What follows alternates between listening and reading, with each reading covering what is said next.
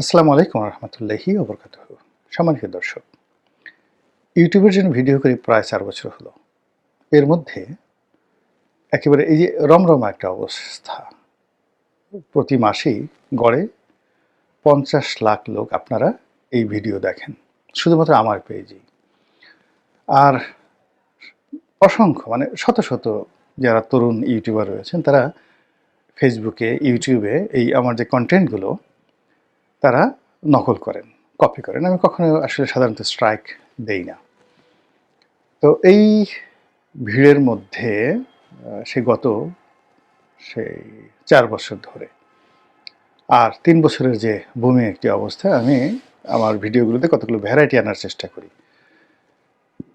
একটা ভিডিও যদি রাজনীতি নিয়ে করি, আরেকটা ভিডিও ধর্মকর্ম বা সমাজ নিয়ে করেছি। একটা ভিডিও যদি স্থানীয় রাজনীতি নিয়ে করেছি, আরেকটা ভিডিও করেছি পাক ভারতের উপমহাদেশের রাজনীতি নিয়ে, আরেকটা ভিডিও করেছি হয়তো গ্লোবাল পলিটিক্স নিয়ে। ফলে আমার একটা ভ্যারিয়েশন থাকতো, আনন্দ থাকতো এবং একই সঙ্গে লেখাপড়ার মানটাও ভালো থাকতো।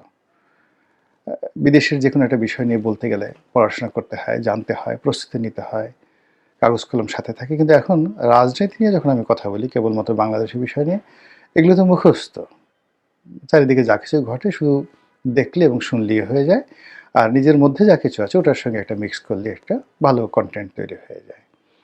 তো এটা আসলে আমি নিজেকে নিজে বঞ্চিত করছি। কারণ হলো আমার যে অভিজ্ঞতা বা আমার যে নীতি এবং আদর্শ সেটা হলো যে আমি আসলে এই কনটেন্ট ক্রিয়েটর হিসেবে যা কিছু করতে চাই, কিছু ডকুমেন্ট তৈরি করে রাখতে চাই বিশ্ব রাজনীতির জন্য, অর্থনীতির জন্য, সমাজের জন্য এবং আমি যা কিছু শিখেছি এমনকি পরিবার পরিজনের জন্য। তো আমার ব্যক্তিগত জীবনে যে সফলতাগুলো রয়েছে, একজন ব্যবসায়ী হিসেবে, একজন রাজনীতিবিদ হিসেবে আমার একটা সুন্দর পরিবার আছে। সেই পরিবারের যে যাকে বলা হয় ৩ টি জেনারেশন, যেমন আমার আব্বার যে জেনারেশন তাদের সঙ্গে আমার সম্পর্ক কেমন ছিল এবং সেখানে আমি একজন বলতে গেলে সুপুত্র হিসেবে আমার বাবা, চাচা, পরিবারের মামা, মুরব্বীদের কাছে কিভাবে আমি সম্মান অর্জন করেছি, এই বিষয়গুলো তরুণ প্রজন্মের অনেকেরই জানার প্রয়োজন থাকতে পারে। আবার পরবর্তীতে দেখা গেল যে আমার নিজের জেনারেশন, সেই জেনারেশনে আমার বন্ধু বান্ধব, ভাই ব্রাদার, আত্মীয় স্বজন সবার সঙ্গে আমার প্রতিযোগিতা করতে হয়েছে এবং সবাইকে আমাকে ছাড়িয়ে যেতে হয়েছে। কখনো ঈর্ষায় পড়তে হয়েছে, কখনো শত্রুতায়, কখনো স্নেহে, কখনো ভালোবাসায়। আর থার্ড হলো যে আমার ছেলে সন্তান। এই ছেলে সন্তানের যে প্রজন্ম, ওর আগে কিন্তু আরেকটা প্রজন্ম, চতুর্থ প্রজন্ম, আমি আমার দাদার প্রজন্মটাও পেয়েছি, দাদা এবং নানাদের। সেখানেও কিন্তু আমার একটা ভূমিকা আছে। তাহলে চতুর্থ প্রজন্ম এবং আমি খুব দ্রুত নানা এবং দাদা হতে চলেছি। তো নানা এবং দাদা হতে চলেছি, তো সেখানে পঞ্চম জেনারেশন, ৫টা জেনারেশনের সাথে চলার যে অভিজ্ঞতা, সেই অভিজ্ঞতা তো অবশ্যই আমার শেয়ার করার প্রয়োজন রয়েছে। এনিওয়ে, তো যেটা বললাম যে জুলাই আগস্ট বিপ্লবের পরে কেবলমাত্র স্থানীয় বিষয় নিয়ে কন্টেন্ট তৈরি করছি ৯৯%। কিন্তু এর মধ্যে কিন্তু পৃথিবীতে অনেক কিছু ঘটে যাচ্ছে এবং পৃথিবীর রাজনীতির কারণে আমাদের বাংলাদেশের রাজনীতি পরিবর্তিত হয়ে যায়। এখন এই যে ইলেকশনটা হচ্ছে, ইলেকশনে কিন্তু বাংলাদেশ থেকে যা কিছু হচ্ছে তার দ্বিগুণ। অর্থাৎ যদি বাংলাদেশ থেকে ৩৩% নিয়ন্ত্রণ রাজনীতিবিদদের হাতে থাকে, ৬৬% নিয়ন্ত্রণ এখন দেশের বাইরে। এখন সেটি লন্ডন বলেন, আমেরিকা বলেন, পাকিস্তান বলেন, ভারত বলেন, এটা বলতে হবে। ২ নম্বর হলো যে আমাদের যে অর্থনীতি, আমরা যে পরিশ্রম করি বা যে কাজকর্ম করি, এখন বলতে গেলে আসলে ৯০% বিষয় নির্ভর করে অন্য দেশের অর্থনীতির উপরে। এই যে আমাদের রেমিটেন্সগুলো পুরো দেশটাকে চালিয়ে রেখেছে। মধ্যপ্রাচ্যে অশান্তি হলে, ইউরোপ আমেরিকা অশান্তি হলে, আমাদের পাসপোর্টের মান কমে গেলে আমাদের এই রমরম অবস্থা থাকবে না ম্যান পাওয়ারে। এই যে আমাদের আমদানিকৃত পণ্য, এখন এই যে সারা বাংলাদেশে সিএনজি, এলএনজি, তার এলপিজির সমস্যা যাচ্ছে। এর কারণ হলো যে আমরা যে সাপ্লাই চেইন রেখেছি ইরানের সাথে, রাশিয়ার সাথে, ভারতের সাথে, একটা হলো আন্ডার মার্কেট, এখানে সমস্যা হচ্ছে। তো কাজেই এই বিষয়গুলো নিয়ে আলোচনা করার দরকার আছে। এই করোনার কারণে আমাদের পুরো ইকোনমির যে মানে আপনি শেখ হাসিনা কিন্তু পতনই হতো না। যত কিছুই বলেন না কেন, আমেরিকার বাবাও শেখ হাসিনার পতন ঘটাতে পারতো না যদি বাংলাদেশে, পৃথিবীতে করোনা না আসতো। করোনার কারণে তার যে ইকোনমিক গ্রোথটা ছিল, ২০১৮ পর্যন্ত তিনি যে গ্রোথটা রেখেছিলেন, সেখানে যে পরিমাণ দুর্নীতি হয়েছিল, এই দুর্নীতি তাকে পঙ্গু করতে পারেনি।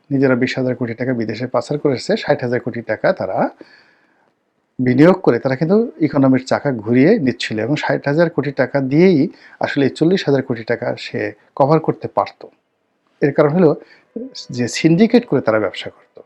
সেই সিন্ডিকেটে তাদের কখনো কখনো 200% তারা লাভ করত। যেমন ধরেন আটা, ময়দা, চিনি, চাল, এই যে মানে এসালম, অন্যান্য যে সকল সিন্ডিকেট আছে, তারা এই নিত্য প্রয়োজনীয় দ্রব্য শুধুমাত্র রমজানকে কেন্দ্র করে তারা যে ব্যবসা বাণিজ্য করতো, এবং বছরে 4-5 বার কৃত্রিম সংকট সৃষ্টি করে তারা কখনো 200 গুণ পর্যন্ত, 300 গুণ পর্যন্ত তারা লাভ করতো। চালের ক্রয় মূল্যের চাইতে 300 গুণ বেশি বেতন দিয়ে, মানে দিয়ে তারা লাভ করতো এই কনজিউমার প্রোডাক্টে। ফলে ওই যে তারা যে চুরিচামারি করতো, এটা স্বাভাবিক অবস্থায় থাকলে এটা তারা কভার আপ করতে পারতো। কিন্তু করোনার কারণে কি হলো, তছনছ হয়ে গেল, সব তছনছ হয়ে গেল, এবং তারা ব্যাংক ডিফল্ট হতে থাকলো। তারা সেই মানুষের কনজিউম কমে গেল, ধোঁকাবাজি, ভেলকিবাজি এগুলো করার সুযোগ কমে গেল, ব্যাংকে তাদের একটার পর একটা প্রকল্প নষ্ট হতে থাকলো, আর সরকার যেটা তাকে কভার করবে সেটাও হলো না, বিকজ করোনার কারণে বিদেশি বিনিয়োগ সব কিছু নষ্ট হয়ে গেল।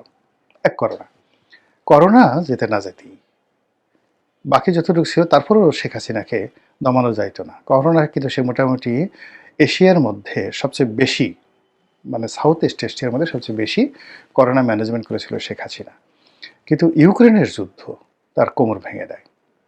তো সেই ইউক্রেনে যখন যুদ্ধ, সে যদি তখন ভারতের মতো ঝুঁকি নিয়ে রাশিয়ান তেলটা আমদানি করে, রাশিয়া এখানে রিফাইনারি প্রতিষ্ঠা করতে চেয়েছিল, এবং রাশিয়াকে যদি সে এখানে সেনা ক্যাম্প স্থাপন করতে দিত, এই যে চীনের খপরে সে পড়তো না, এবং তার ক্ষমতা হারায় না সে, কিন্তু ওই সাহসটা সে করতে পারেনি। সে যদি খালি মিস্টার পুতিনের সাথে বলতো যে ঠিক আছে, আমাকে এই গার্মেন্টস আমি টোটালি এক্সপোর্ট করব, মানে আমেরিকার পরিবর্তে তোমার দেশে তুমি এটাকে কিনে নাও, আগামী 10 বছরের জন্য বাংলাদেশের যত গার্মেন্টস বর্তমান রেট আছে তোমার সাথে, তোমার দেশে, এবং ওখানে মানে ওয়ালমার্ট, জেসি পেনির সাথে বড় বড় কোম্পানি রাশিয়াতে আছে, মানে তারা ওইগুলো নিয়ন্ত্রণ করে, চীন এবং রাশিয়া। তো বাংলাদেশের ব্র্যান্ডগুলো তারা কিন্তু সেখানে দিতে পারতো। তো ওই কাজগুলো শেখ হাসিনা সেই ঝুঁকি নেয়নি। ফলে কি হলো, ইউক্রেন যুদ্ধের সে না মানে বেহেশত না দোজক মাঝামাঝি থেকে পুরো ইকোনমিটাকে শেষ করে দিয়েছে। আর সেই ইকোনমি এখন বাংলাদেশে, আর এর মধ্যে ইরানের যুদ্ধ হই হই করে মানে হচ্ছে না, বা হওয়ার উপক্রম দেখা দিয়েছে। তো সেক্ষেত্রে আমাদের যে ইকোনমি, ডক্টর মোহাম্মদ ইউনূসের যে কর্মকাণ্ড, আগামীতে যদি যারা নির্বাচন হয়, যদি স্বাভাবিকভাবে তারেক রহমান সাহেব ক্ষমতায় আসেন, সকল সম্ভাবনা বুমেরাং হয়ে যাবে ইরানের যুদ্ধের ফলে, ইরান এবং আমেরিকার যুদ্ধের ফলে তছনছ হয়ে যাবে বাংলাদেশে। এই যে এখন ইরানের যদি আক্রমণ করে, ইরান যদি আমেরিকা আক্রমণ, মানে আমেরিকা যদি ইরান আক্রমণ করে, বিশ্বাস করেন বাংলাদেশের মার্কিন রাষ্ট্রদূতের এই যে এখন যে ভাবসাব দেখছেন, দেখতেই পাবে না, দে হ্যাভ টু তাদের এখানে নিয়ে যেতে হবে। এই হলো বাস্তব অবস্থা। তো কাজেই তার ফলে কি হবে, আমাদের অর্থনীতিকে সোজা থাকবে? আমেরিকা কি ছেড়ে দেবে? আমাকে ছাড়বে না। কিন্তু আবার সরকারের যে ক্ষমতা আছে, সেই ক্ষমতা দিয়ে কোনো অবস্থাতেই সেই অ্যাঙ্গার, সাধারণ তৌহিদি জনতার যে অ্যাঙ্গার, সেটা বন্ধ রাখতে পারবে না। কাজেই এই যে আমেরিকা যে যুদ্ধের জন্য চেষ্টা চালাচ্ছে, সেটা নিয়ে আলোচনা করা কিন্তু আমাদের জন্য ফরজ আইন। আমরা ওটা নিয়ে আলোচনা করছি না। আমরা তারেক রহমান সাহেবের বিড়াল জেবু কী করলো, তারপর শেষে তারেক রহমান সাহেবের মেয়ে তার বাবার জন্য কিভাবে সেই পানির বোতল খুলে দিল, তিনি কিভাবে প্লেন থেকে তার ব্রিফকেস নিয়ে নামলেন, এই সমস্ত নিয়ে আলাপ আলোচনা করছে। অথচ দুর্ভিক্ষ ধেয়ে আসছে, যুদ্ধ ধেয়ে আসছে, অভাব ধেয়ে আসছে, বিশৃঙ্খলা, জনযুদ্ধ ধেয়ে আসছে, যদি ধেয়ে আসছে মানে কি আসবে, যদি ইরানকে এখন আক্রমণ আলায় আমেরিকা ঠিক যেভাবে ইরাকে চালিয়েছিল। আপনারা জানেন যে আমেরিকা এবং ইরানের মধ্যে অনেকগুলো বিষয়ে বিরোধ আছে। মূল বিরোধ তেল নিয়ে, মূল বিরোধ মধ্যপ্রাচ্যের আধিপত্য নিয়ে। মূল বিরোধ রাশিয়া এবং ইউক্রেন নিয়ে, এবং সেখানে ইরানের ড্রোনগুলো যেভাবে কাজ করছে, ইরানের মিলিটারি যেভাবে কাজ করছে, আমেরিকা এটা বন্ধ করতে চায় সাপ্লাই সাইড। এবং এখানে যদি ইরান তারা সফল হয়, তারা দ্বিতীয় ভারতকে ধরবে, আর ভারতকে ধরলে তো আমাদের অবস্থা কী হবে। এই উদ্দেশ্যে এর আগে একবার তারা আক্রমণ চালিয়েছে, এটা ছিল মানে প্রতীকী আক্রমণ, আর এবার তারা সরাসরি যুদ্ধ করতে চাচ্ছে। এখন সরাসরি যুদ্ধ করার জন্য এই মুহূর্তে যেটি আছে, তারা মধ্যপ্রাচ্যে মার্কিন ঘাঁটিগুলো ব্যবহার করতে চায়, কিন্তু কাতার, ইরাক, সংযুক্ত আরব আমিরাত, সৌদি আরব তারা স্পষ্টভাবে জানিয়ে দিয়েছে যে কোনো পরিস্থিতি হোক না, ইভেন জর্ডান, তারা মিশর সহ কোনো দেশ এমনকি তুরস্ক, কোনো দেশ আমেরিকাকে তাদের ঘাঁটি ব্যবহার করে মানে নিজ নিজ দেশে ঘাঁটি ব্যবহার করে ইরান আক্রমণ করতে দেবে না। ভালো কথা। এই জন্য মানে ইরানকে আক্রমণ করাটা এখন তার প্রেস্টিজের বিষয় হয়ে গেছে। আমেরিকাতে এখন যে ইনফ্লেশন, মুদ্রাস্ফীতি, বেকার সমস্যা, অর্থনৈতিক সংকট এবং তাদের যে রিজার্ভের যে ঘাটতি, বৈদেশিক ঋণ, অভ্যন্তরীণ ঋণ, সব মিলিয়ে ডোনাল্ড ট্রাম্প পাগল হয়ে গেছে টাকার জন্য। ভেনেজুয়েলাতে সে যে অঘটন ঘটালো শুধুমাত্র টাকার জন্য, কিন্তু এতে তার কিছুই হবে না।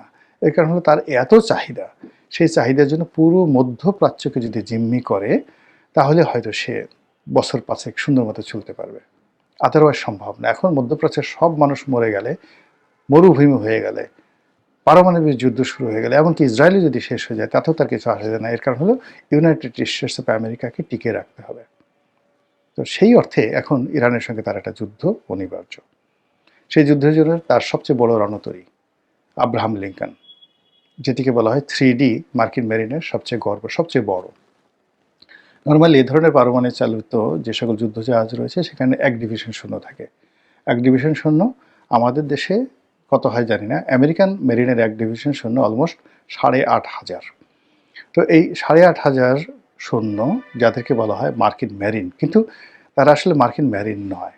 তারা সমুদ্রে যুদ্ধ করতে পারে, ওখান থেকে প্লেনে করে গিয়ে বিমান বাহিনীর যারা লোকজন রয়েছে তাদের মধ্যে যুদ্ধ করতে পারে, এবং স্থলে নেমে সেই পদাতিক বাহিনী, ইনফ্যান্ট্রি, তাদের মধ্যে যুদ্ধ করতে পারে। তাহলে এই 1 ডিভিশন যারা সৈন্য, সেই 1 ডিভিশন সৈন্য এক একটা 8,500 যদি সৈন্য হয়, তাদের লজিস্টিক্স, সকল লজিস্টিক সাপোর্ট, মানে আমাদের কোনো একটা কয়টা ক্যান্টনমেন্ট আছে যে 8,500 সৈন্য বসবাস করে।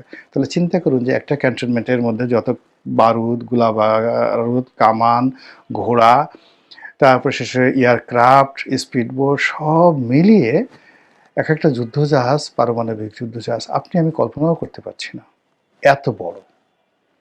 এবং সেই বড় যুদ্ধজাহাজগুলোর মধ্যে সবচেয়ে বড় যুদ্ধজাহাজের নাম হলো আব্রাহাম লিঙ্কন। সেই আব্রাহাম লিঙ্কন তারা সেই পারস্যের কাছাকাছি সাগরে পাঠিয়েছে যুদ্ধ করার জন্য, যেন সেখান থেকে সরাসরি ইরানকে আক্রমণ করা যায়। ইরান এটাকে প্রতিহত করার জন্য তাদের যে গানবোটগুলো রয়েছে, ইরানের এই গানবোটগুলো অনেকটা সেই আপনারা যারা মাসুদ রানা, না এটাকে কি বলবো, শত্রুর কবলে পাঞ্জা, পাঞ্জা সিরিজ, দস্যু পাঞ্জা সিরিজ যারা পড়েছেন ছোটকালে, ওখানে কল্পিকভাবে অনেকটা ফ্যানশিপের কথা বলা হয়েছিল। তো সেই ফ্যানশিপ এটা উড়তে পারতো, ছোটো ছোটো স্পিড বোটগুলো। তারপরে শেষে সাবমেরিনের মতো ঢুকে যেতে পারতো, আর প্রচণ্ড গতিতে স্পিড বোটের মতো চলতে পারতো। ঠিক কাছাকাছি এরকম একটা অবস্থা নিয়ে ইরান যে গানবোটগুলো তৈরি করেছে, এত দ্রুতগামী, যেটা এই মার্কিন বড় বড় যুদ্ধজাহাজের জন্য রীতিমতো মরণ খবর। এবং ওইগুলোর সঙ্গে আবার মার্কিন মানে সেই গানবোটগুলোর সঙ্গে যেটা ইরানের যে গানবোটগুলো রয়েছে, ধরুন 1000 গানবোট সে ছেড়ে দিল স্পিড বোটের মতো, দ্রুত গতিতে 300 নটিক্যাল মাইল বেগে চলছে। 300 নটিক্যাল মাইল বেগে আপনি কল্পনা করতে পারেন, দেখা যায় না যেটা প্লেনের গতিতে তারা সে চলছে। আর ওইগুলোর সঙ্গে ওদের যে সাবমেরিন, পরমাণু চালিত যে সাবমেরিন রয়েছে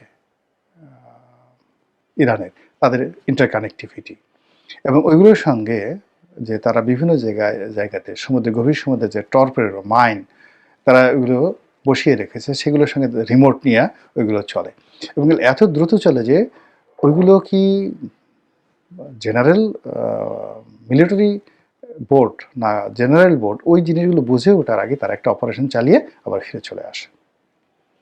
এবং বহু মানে যাকে বলে মার্কিন রণতরীকে নাস্তানাবুদ করে ছেড়ে দিয়েছে ইরানি নতুন গানবোট, ইরানি ড্রোন এবং এই গানবোটগুলো এখন সম্মুখ যুদ্ধ, জলযুদ্ধে এবং স্থলযুদ্ধে যে কোনো বিদেশি বাহিনীর জন্য রীতিমতো যন্ত্রণাদায়ক, এবং সেগুলো নিয়ে তারা টহল দিচ্ছে।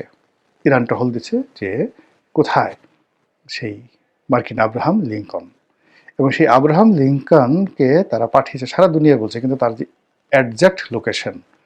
অ্যাকজ্যাক্ট লোকেশনটা এখন আমেরিকা প্রকাশ করতে পারছে না ইরানের ভয়ে। তো বোঝার চেষ্টা করুন, তো ইরানের বিরুদ্ধে এই যে পাঠালো, সেখানে অ্যাটলিস্ট যদি 1 ডিভিশন সৈন্য তো নর্মালি থাকে, যেহেতু এটা সবচেয়ে বড়, 1.5 ডিভিশন সৈন্য থাকতে পারে, 12,000 সৈন্য থাকতে পারে। তো এরকম মার্কিন সেনাবাহিনীর, নৌবাহিনীর ত্রিমাত্রিক এবং স্থলবাহিনীর আর্মির 12,000 চৌকুশ সৈন্য, সেখানে যদি 200-250 এরকম ফাইটার প্লেন থাকে, F-35 এর মতো ফাইটার প্লেন থাকে, এবং সেগুলো নিয়ে তারা যদি ইরানে আক্রমণ চালায়, তাহলে বুঝতে পারেন যে যুদ্ধটা সর্বাত্মক কোন পর্যায়ে চলে আসবে। এবং এই জিনিসগুলো এখন ইরান প্রচার করছে যে আমরা ছেড়ে দেব না, সর্বাত্মক যুদ্ধ করব। অন্যদিকে আমেরিকা বলছে যে এখন আলোচনার সুযোগ আছে, ইঙ্গিত দিচ্ছে এখন আলোচনার সুযোগ আছে। আবার বলার চেষ্টা করছে আমরা ওখানে যাচ্ছি মূলত সেই খামেনিকে মারার জন্য, আয়াতুল্লাহ আলী খামেনিকে, ধর্মীয় নেতা, তাকে মারব, অথবা তাকে ভেনেজুয়েলার সেই মাদুরোর মতো তাকে ধরে নিয়ে আসবো। তো এই অবস্থাতে মধ্যপ্রাচ্যের যে যুদ্ধ, মাসখানেক আগে যেটা মনে করেছিল যে ইরান আক্রমণই করবে, মানে ইরানকে আক্রমণ করবে আমেরিকা, এবং সেটা আবার হঠাৎ করে তারা বন্ধ করেছিল ইরানের সেই বিপ্লব উপলক্ষে। এখন সেই বিপ্লবটা ধিমে তালে চলছে, ইরান সেটা নিয়ন্ত্রণ করে নিয়েছে, এবং সেই নিয়ন্ত্রণের প্রেক্ষিতে আবার তারা চিন্তা করলো যে আল্লাহ, এখন তো যদি ইরান 100% তারা নিয়ন্ত্রণ করে ফেলে, তখন তো আরও অনেক দিন অপেক্ষা করতে হবে। তো সেক্ষেত্রে যেহেতু এখনও ধিমে তালে যে আন্দোলনগুলো চলছে, সেই আন্দোলনের মধ্যেই যদি হিট করা যায় তাহলে একটা ভালো ফলাফল আসবে। তো সেই অর্থে মানে মার্কিন যুক্তরাষ্ট্র যে কর্মকাণ্ড চালু করেছে, এবং সাথে যদি মধ্যপ্রাচ্যে একটা যুদ্ধ শুরু হয়ে যায়, তাহলে আমরা এই যে ইউক্রেন যুদ্ধ, করোনার যুদ্ধ, আওয়ামী লীগের পতন, এবং গত 17 মাসের যে অব্যাহত আমাদের অর্থনীতির পতন, রাজনীতির পতন, সব পতনগুলো একীভূত হয়ে আমরা যে কোথায় চলে যাব, একমাত্র আল্লাহ ছাড়া কেউ জানেন না। আসসালামু আলাইকুম রহমতুল্লাহি ওয়া বারাকাতুহু।